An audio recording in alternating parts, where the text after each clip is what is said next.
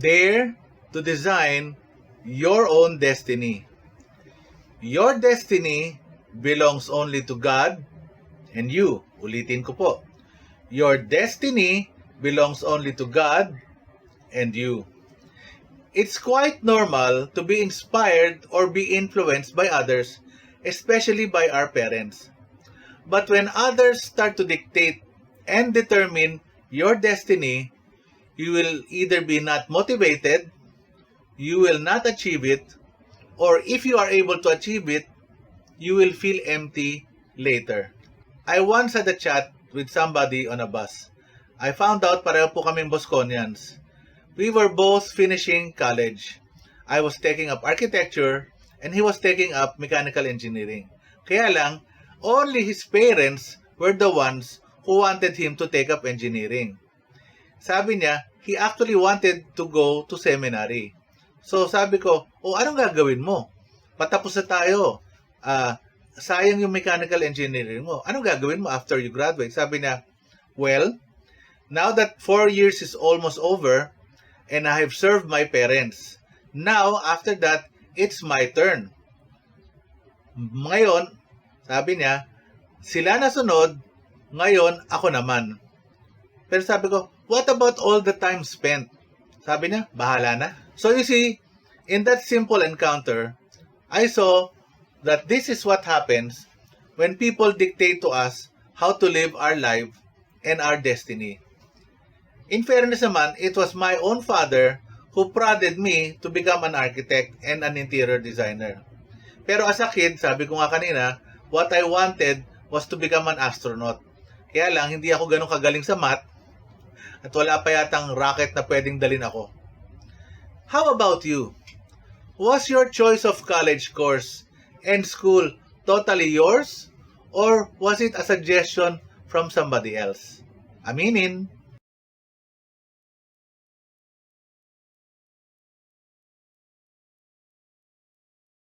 We will now talk about the Golden Circle.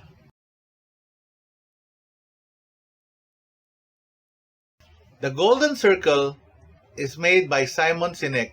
It is a mental framework for achieving success in life when you clearly know what you are doing.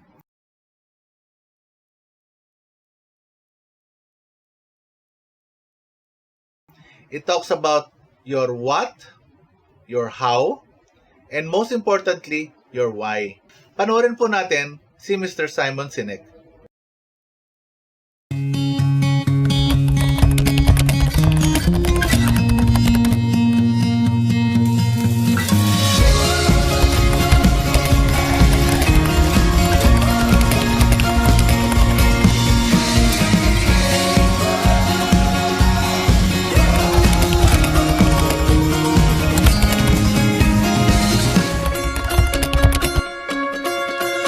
Every single organization on the planet, even our own careers, always function on the same three levels: what we do, how we do it, and why we do it. And it was based on the biology of human decision making. It wasn't some highfalutin management theory. It was based on brain stuff. And I realized I knew what I did and was good at it. And I knew how I did it. I could tell you what was different or special about the way I did things. But I couldn't tell you why I was doing it. That was the missing piece. You have to have all three. I became obsessed with this thing called the why. I figured out how to find my why, and it restored my passion to levels I had never experienced before. And more importantly, I figured out how to help others find theirs. And I did what anyone would do. When you discover something beautiful, you share it with your friends. And my friends started making crazy life changes themselves. And they started finding happiness and passion that they'd never experienced before.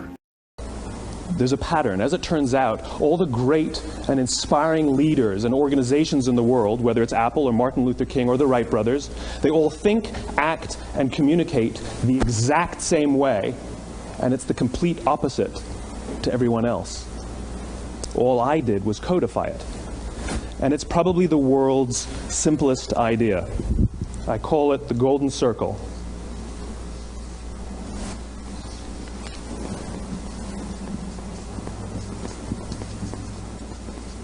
Why, how, what?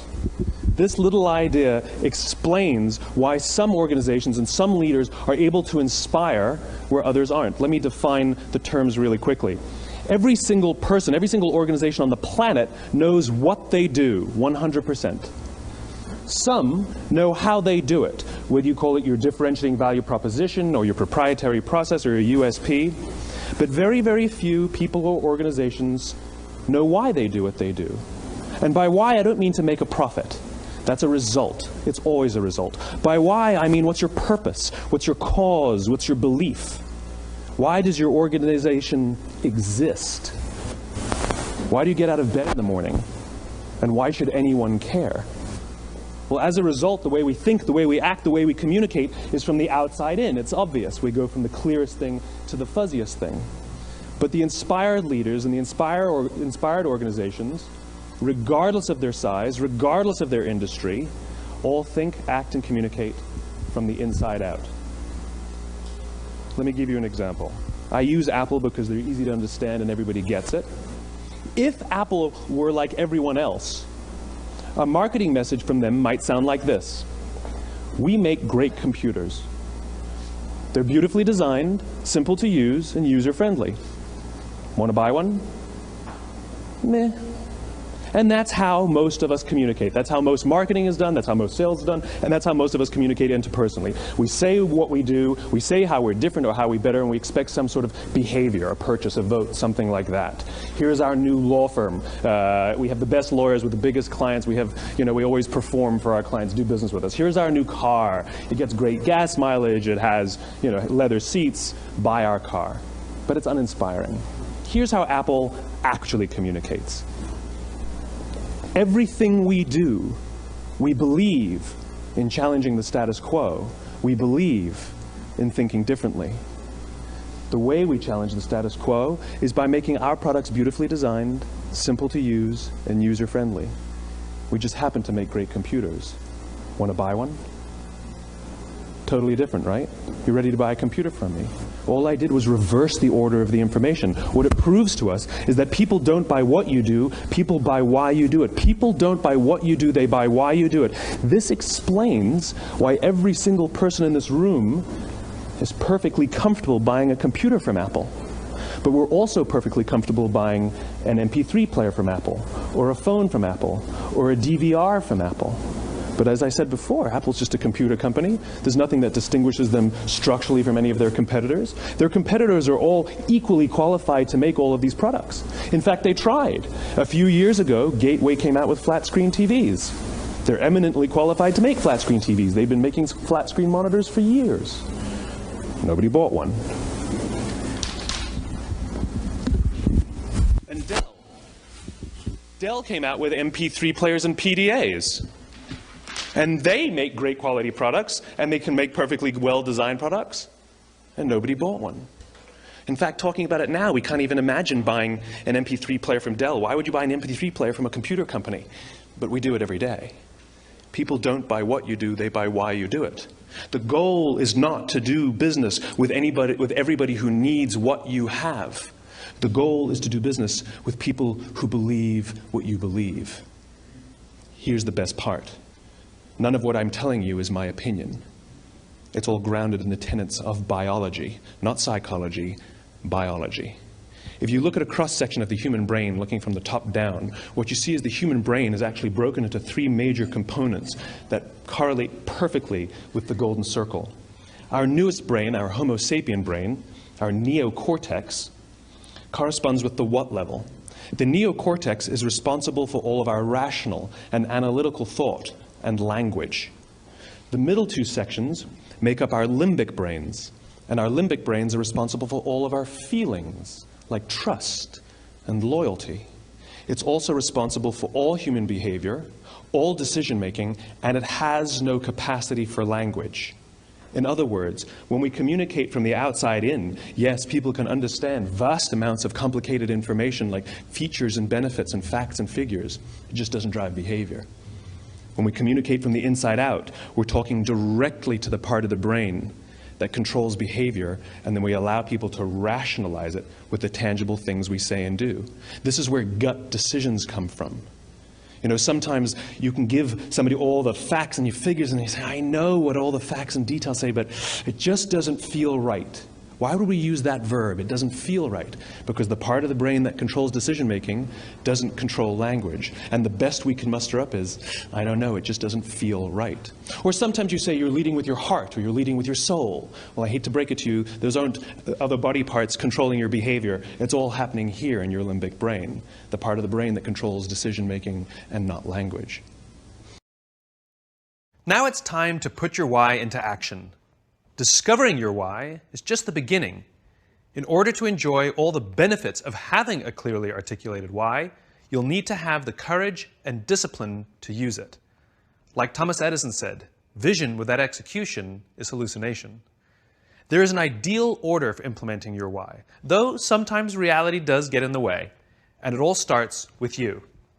Our natural tendency is to start with the tangible. We define our value by what we do. So it takes practice to start with why. Like riding a bicycle, at first we're unsure, unsteady. We're in our heads thinking about all the things we need to do. Pedal fast, keep enough speed so we don't fall over. We have to really concentrate. We may even fall over, even scrape our knees. But we get back on the bike and try again. And eventually, it becomes natural. Starting with why is no different. At first, it feels awkward. It may not even work. But with practice, it will become so natural that you won't even be able to imagine a time when you couldn't do it. Just like riding a bicycle. In time, your why will act as a filter for many of the decisions and choices you make. It becomes a tool to help you find a job or seize an opportunity in which you're more likely to succeed. It removes a lot of the guessing. Here's a metaphor to show you what I mean. It's called the celery test. We're constantly asking people for their advice on what to do or how to do it. It's like going to a dinner party and somebody says, do you know what you need? You need M&Ms. We've done so well with M&Ms, you've got to use M&Ms. Somebody else says to us, rice milk. In this economy, you have to use rice milk. Someone else says to us, Kit Kats. You have to use Kit Kats.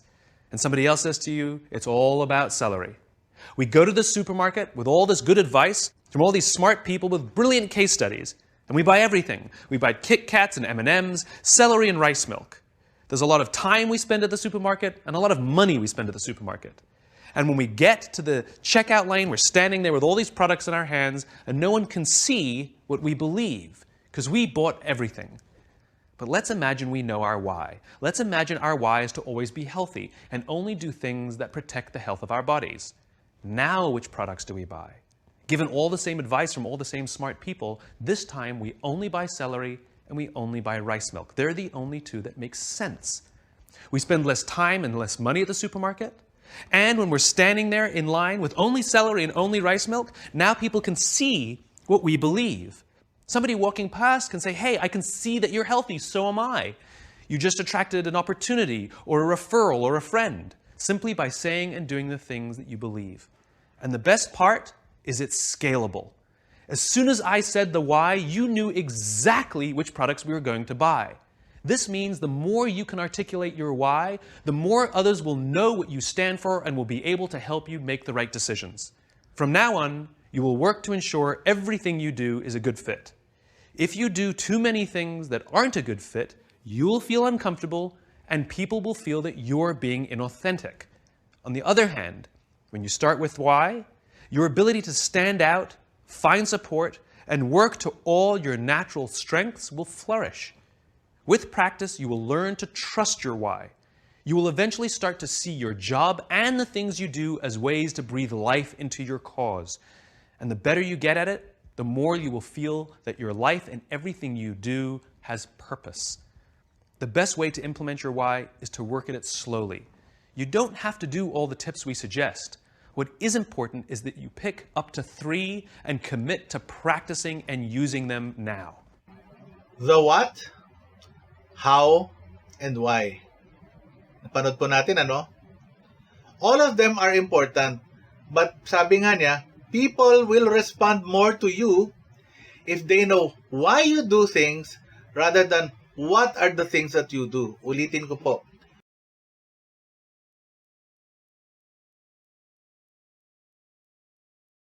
People will be responding more to you when people know bakit mo ginagawa yon rather than kung ano ang ginagawa mo.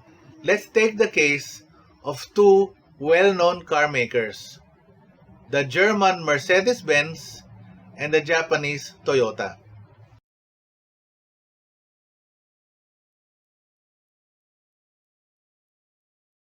Nakita po natin yung kanilang car company logos at yung kanilang slogans. Ngayon, each car company has its own unique history.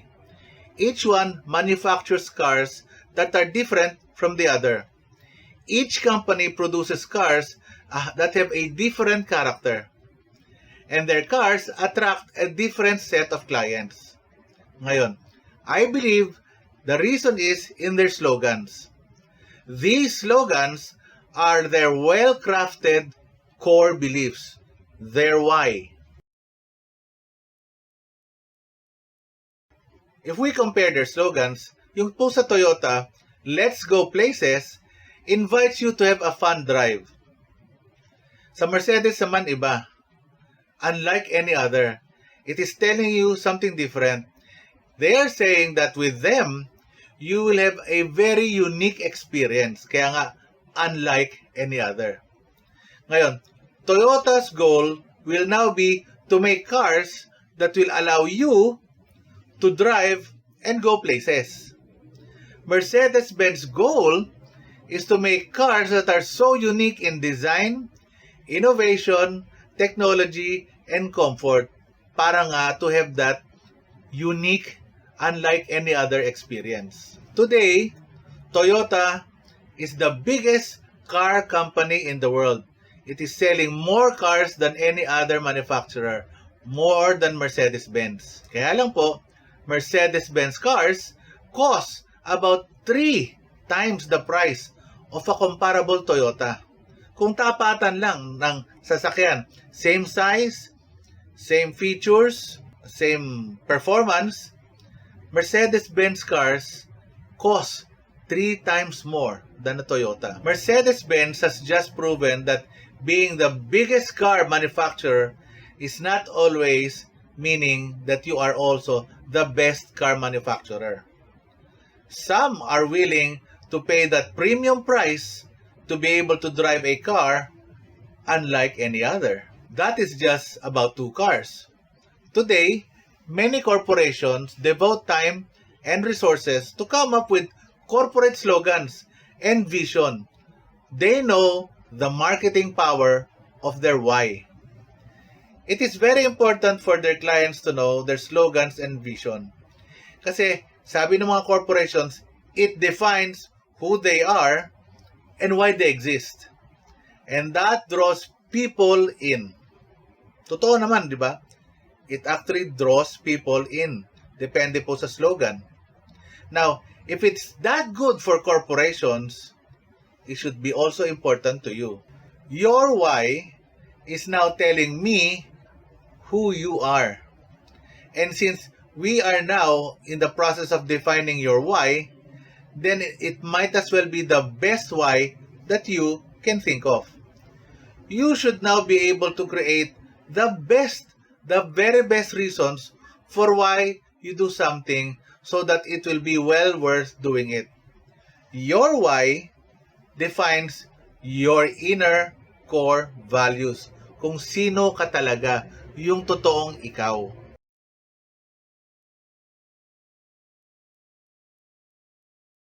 When you are clear with your reasons, you will probably find the best ways to do something.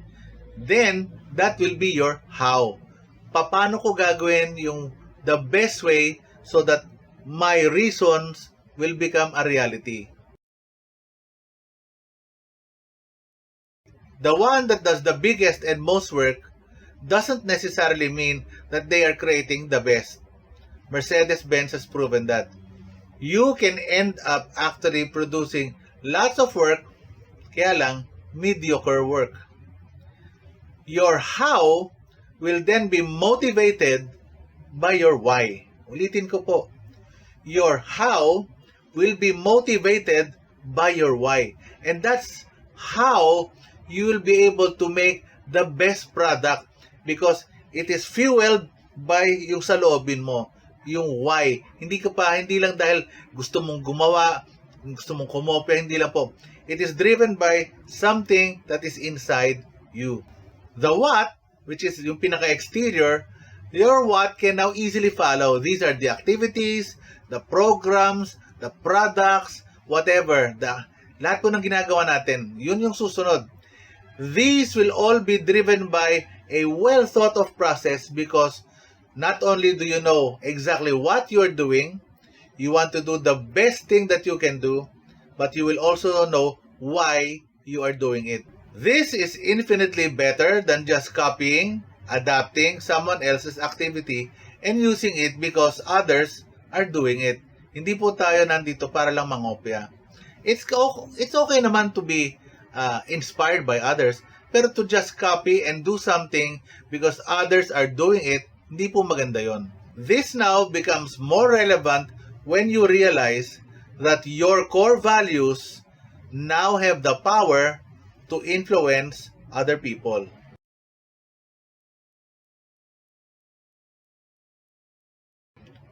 And this is why when you make your why, you have to make it the best why that you can actually create. So, I'd like to pause for questions and answers kung meron po.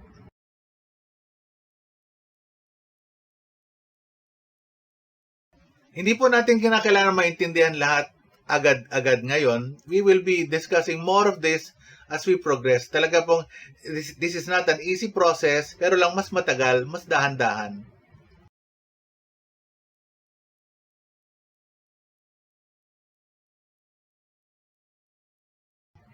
Goal setting naman tayo ngayon.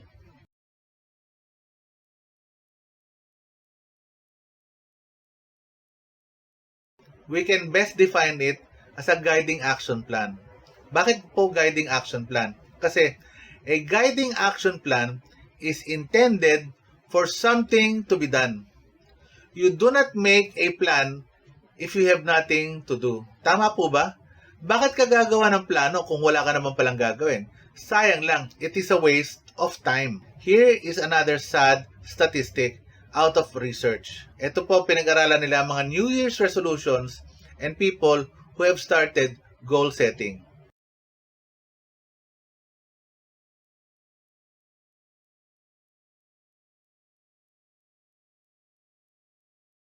Only 20% or 1 out of 5 people will continue with their plans after 6 months. Imagine nyo, yung 4 wala na daw. Isa lang ang magtutuloy-tuloy after 6 months. Ito po yung isa pang shocker. 20%, which means 1 in 5 will lose interest and drop out from day 1 to day. Sinasabi daw, dito sa mga nanonood sa atin, 1 out of 5 among you will drop out dahil they don't find it interesting. It's a reality and it's acceptable. Kaya lang, sana, hopefully, most of you will last more than just today. A great vision stretches out and goes beyond your current situation and limits. Don't bother to make a very easy, simple, easily reached vision that does not challenge you. A good set of goals will help you attain that great vision. Siguro, masasabi ko na lang na pinaka-example dito weight losing. Ako pa. Siguro, kung ang goal ko, ang sabi ng doktor sa akin, Milo, don't set too high goals na hindi reachable. Sabi, a healthy goal daw for a normal person is 5 pounds a month. 5 pounds a month na hindi mo bubugbugin ang sarili mo, hindi sasakit ang mga joints mo, and it will hopefully, hindi parang yo-yo. You will lose 10 and then gain it back. You will lose 5 and then gain it back. Sabi niya, ang tamang goal para sa'yo is 5 pounds a month that you will not bounce back into, and it will not cause you physical pain. Tama rin. So, pag ginawa kong goal is 1 pound, sasabihin ng doktor, kulang yan. Wag mo nang gawin yan. Wag ka lang kumain ng almusal. Okay na, tanggal na kagad yung 1 pound eh. So, sinasabi na, there is a way to have a reasonable goal, a reasonable vision, and a reasonable outcome. Ngayon, yung iba, siyempre, kung talagang malakas pa mga buto-buto nyo, you will say, no, I'll go higher. I want to lose 10 pounds a month. Diba? So that kahit mag-fail ako, at least maybe naka-lose ako ng 3 or 4, parang kalahati. Diba? Meron mga ganong attitude. Depende na po. Basta lang, don't set a very low expectation like, my goal is to lose 1 pound a year. Wag na. Wag na tayong gumawa ng vision at goal setting kung ganun pala kababa ang inyong gagawin. Maybe the reason why people don't go into goal setting, kaya maybe the reason why, sabi nga daw, 20% drop out on the first day mismo, is the possibility of failure. Just this possibility freezes many from ever starting. Isipin niyo po, just the possibility of failure can actually freeze you and hinder you from ever really starting. Pero even failed goals and endeavors will produce some little result.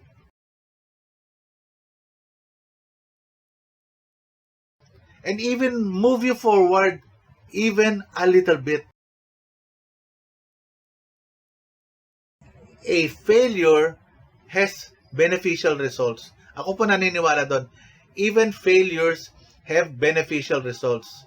You can learn lessons. You now know what to do. At least ngayon, experience ka na. Veterano ka na.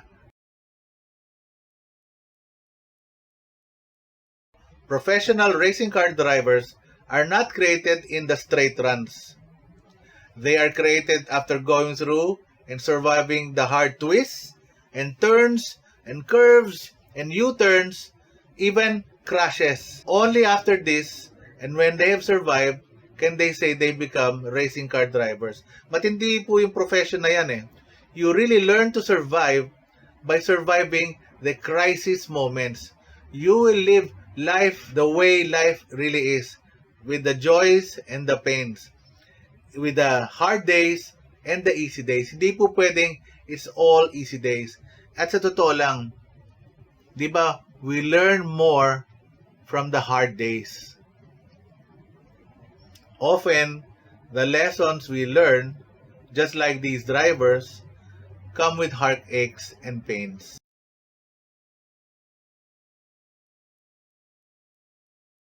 Great goals will be able to anticipate these things, these disruptions, itong mga detours and U-turns nito, even the dead ends.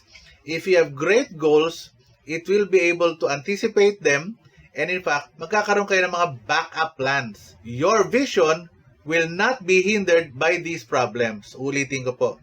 Your vision will not be hindered by these problems. Your goals instead will help you overcome these obstacles. Tatalunin niyo po. When you have the right goals, it will help you overcome and leap over these obstacles. Goals will help you focus on the finish line.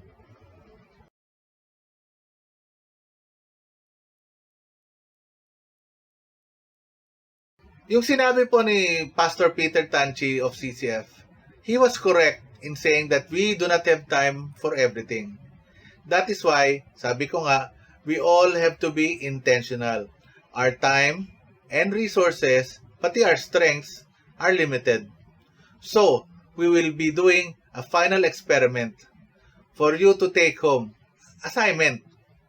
You will submit your answers to Brother Bayani and Sister Tate before our next meeting.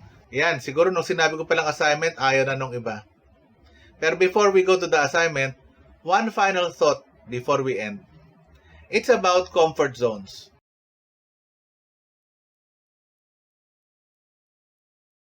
John Maxwell was correct. If you are alive, then you are growing. If you are growing, then soon you will not fit in your fixed shell, your existing comfort zone.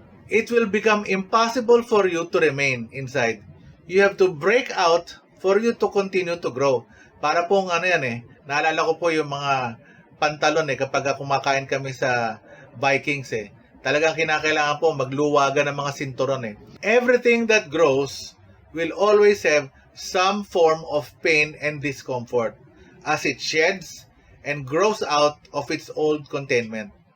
Sadly, some people are so comfortable with their shell that they will refuse to grow.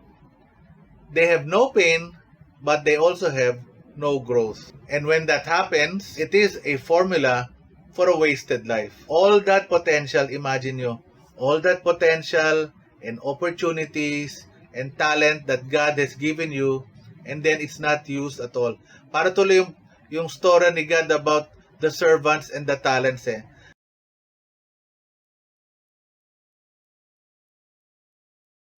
Some servants are able to use their talents, and one servant did not use his talent.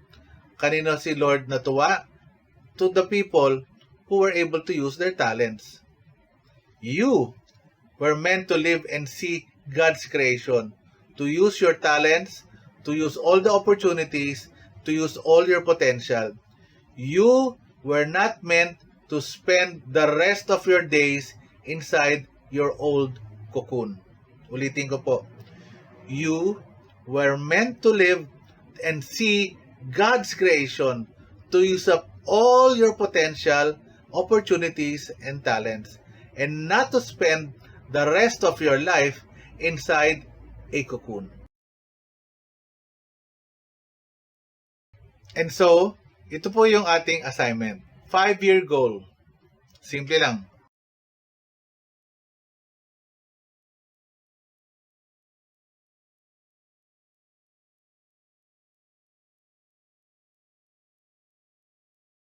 Number 1, to start and begin doing 2 things, issues, or projects that are very important to you. Number 1 yon. To start, begin doing 2 things, issues, or projects that are very important to you. And explain nyo bakit you want to start doing these things or to resolve these things. Number 2, to end or finish. 2 things ulit. Issues, projects that are very important to you. So number 1, ano yung gusto nyong umpisahan? Ano yung gusto nyong gawin? Start doing. Hindi nyo pa ginagawa ngayon, gusto nyo ngayon gawin. 2 things that you think are important to you, gusto nyong gawin and maybe achieve in 5 years. Yung isa naman, to end. 2 things. Gusto nyong tapusin. Something is happening ngayon. Something is ongoing. Gusto nyo po tapusin na. To finish 2 things, issues, or projects that are also important to you na sana matapos in 5 years. Issues, marami po yun. So in total po, 4. 2 things that you'd like to begin and start doing. Hindi nyo pa nagagawa, hindi pa nag-umpisa, gusto nyo na ngayon umpisahan.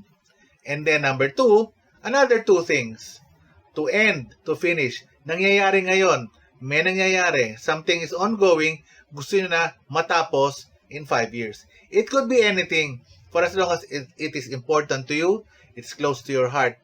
And then, we will be sharing it with one another when we come back later in our next session.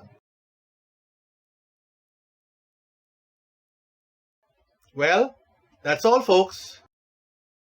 We've come to the end of our lesson. I hope you were blessed and learned something. And I hope to see you again next time.